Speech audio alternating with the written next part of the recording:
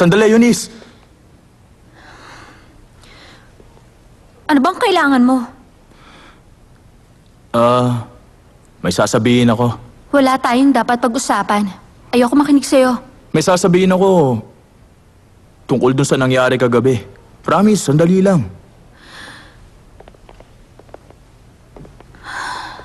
Anak siya ng president, di ba? Ewan ko, siya ba yun? Ano ba yung sasabihin mo? Oo nga pala. Kagabi, sa palagay ko, masyado ako maraming nainom. Kaya naman, may mga nasabi ako sa'yo na nakakahiya at naka-offend sa'yo. Kaya naman, kung pwede sana, kalimutan mo na yun. Ang totoo, hindi ko alam kung paano ko nasabi yun. Ang kapal talaga ng mukha mo. Paglasing ka ba kung sino-sino ang niyayaya mo makipag-date sa'yo? Hindi. Hindi ako ganun tao, no? Binabalaan kita. Pag hindi ka pa tumigil sa pangungulit at pang-iinis mo, makikita mo talagang hinahanap mo. Tama. Alam mo bang pwede kitang isumbong sa president? Alam mo na siguro kung anong mangyayari sa'yo. Kaya buti pa, tigilan mo na ako. Ay, grabe, nakakahiya talaga. Ano pa to nangyayari sa'yo, Carlo? Ay, sandali. President daw? Hindi ba papa ko yun? Ay, kailangan tigilan ko na ang pag-inom ko. Ay! Hello? Opo. Bakit po? Sino? Lola ni Carlo? Ha? Masahe po? Halika na! Hello po, madam. Welcome back po. Long time no see. Opo, dito po tayo. Sige. Halika dito tayo. Opo. Ay, grabe. Sobrang tagal na mula nung huli ako makapasok sa spa. Ay, ang saya talagang magpaganda. Ay, pero paano pag binanggit na naman niya yung nirereto niya kay Karen?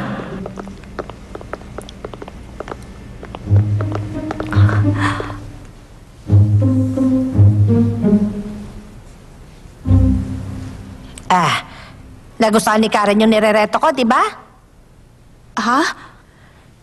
Ano ka ba? Yung lalaki sa picture na ipinakita ko sa'yo nung nagkita tayo? Huwag ka mag-alala, interesado siya makilala si Karen. Pero sa palagay ko po, ayaw pang mag-asawa ng anak ko. Ano ba yung sinasabi mo, Marta? Dahil ayaw niya, pababayaan mo na lang ba siyang gawin ang gusto niya? Kailangan gawin mo ang lahat para makapag-asawa ang anak mo habang bata pa siya. Napakabilis ng panahon. Hindi mo mamamalayan, 30 anyos na ang anak mo. Kaya lang hindi ko pa ho siya pwedeng pilitin kung ayaw niyang gawin yon. Ano? Pero sayang naman yon, hindi ba? Nakapanghihinayang kung hindi magiging sila ni Karen. Siya nga pala. Matutuloy po ba yung sinetap niyong date para kay Carlo? Oo naman. Tuloy na tuloy yung date niya. Sa Star Hotel sila magkikita. Ganun po ba? Ay. Kanina ka pa dito, ate? Ngayon lang. Ate, may masama bang nangyari sa'yo? Bakit parang lalo ka yatang nagbukang pagod? Wala lang. Huwag ka nang magtanong. Pero, ano yun? Ate? Galing ka na naman sa kasino? Hindi Kung ganun, saan galing tong papel, ha? Ano ka ba? Bakit ba nangangalikal ka ng bag ng ibang tao?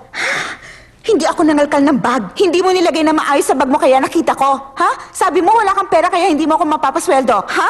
Pero nagkasino ka para magsayang ng pera? Ano bang nangyayari sa'yo, ate? Ha? Hindi ka pa rin tumitigil sa pagsusugal! Huwag mo naman akong sigawan. Tumigil na ako, no? Kaya lang kasi... Kaya lang ano? Hindi ka doon nagpunta?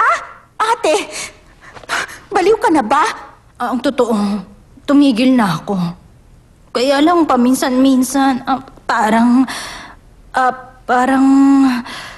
Hindi ko mapigilang isipin yon. Kagaya ng isang dating boyfriend. Alam mo, ha? Paminsan-minsan man yon o madalas. Ate, wala nang mas nakakadiri pa kaysa sa pag-iisip mo sa isa sa mga dating boyfriend mo! Ay, kaya lang stress na kasi ako. Hindi ko na alam ang gagawin ko. Tawag ng tawag sa akin si Mr. Bong, pero wala akong maisipang script sa kanya. Kaya ba nagsusugal ka na lang, ha? Ay, naku, nakakaloka. Makinig ka. Kapag nalaman kong nagpunta ka uli sa kasino, kakalimutan ko na ate kita. Baka bigla na lang ako mabaliw. Narinig mo ba yon? Ay, Oo na. ano? Iniisip mo yung kasino na parang dati mong boyfriend? Ay, naku, nakakadiri talaga yon. Ewan ko sa'yo. Bakit? Dahil naisip mo siya, nakikipagkita ka na? Ay, naku, nakakadiri talaga. Pwede ba tumigil ka na? Tama na! Nakakainis! Ewan ko sa'yo. Ay, naku, nandito na naman si Mr. Bong! Bakit ganito? Hindi kaya... buntis ako? Karen, bakit bigla ka nalang nagpunta rito? Ang tagal na natin, hindi ba? Paano mo nagawa sa akin to? Ano ba sinasabi mo? Sorry. Kapatid lang ang turing ko sa kanya. Actually, kanina ko pa iniisip kung bakit ako nandito. Tao ka ba talaga? Arlene! Arlene! Erlyn, hindi mo man lang bababatiin ang sarili mong ama? Ama ba ang tawag sa'yo? Isa ka bang ama?